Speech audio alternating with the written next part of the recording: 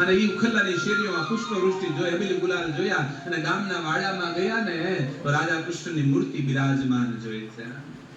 ભગવાને રાસના દર્શન કરી અને સમાધિ અવસ્થામાં પખારામ બાપાને રાધા કૃષ્ણ ભગવાનની મૂર્તિ આપી. આજ પણ તમે ઉખલ્લા જાઓ, પખારામ બાપાના મંદિરે જાઓ તો આજ પણ એ મૂર્તિના દર્શન થઈ શકે. બાપ આપણને હાથો હાથ ભગવાને મૂર્તિ આપી. પછી તો પખારામ બાપાએ નક્કી કરી લીધું કે હવે જીવનની અંદર ભજન કરવું છે ઈશ્વર. પખારામ બાપાના જીવનના બે સૂત્ર હતા બાપ.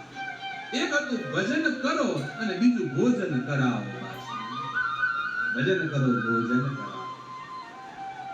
આજીવન બાળ બ્રહ્મચારી રહ્યા છે. અનેક ભગવાને તો પરચાની શું વાત કરી બા. સંત પરચો ન પૂરે, સંત કૃપા કરે. બસ સંત પરચા ન પૂરે, ચમત્કાર કરે ને સંત નો કહેવાય. ચમત્કાર ન કરે સંત, કૃપા કરતા હોય છે. કેટલા આમ કહેવાય કે જ્યારે સતયુગની અંદર જ્યારે સગર રાજાને ગંગાને પૃથ્વી પર લાવી હતી ને તો સગરે તપ કર્યા. એના 5 પેઢીઓએ તપ કર્યા ને 5 પેઢીઓના તપ ભેગા થયા ત્યારે ગંગા પૃથ્વી પર લાવી છે. પખારામ બાપાના મા બાપ હતા, એની ઈચ્છા થઈ કે અમારે ગંગા સ્નાન કરવા જાવ. 150 વર્ષ પહેલાની ઘટના. ત્યારે આવી બસ નહીં, ટ્રેન, ગાડીઓ આવું કાંઈ નહીં, પૈદલ જાતા. પખારામ બાપાને કીધું બેટા અમારી હૃદયની છેલ્લી ઈચ્છા છે, અમારે હરિદ્વાર ગંગા નાહવા જાવ છે.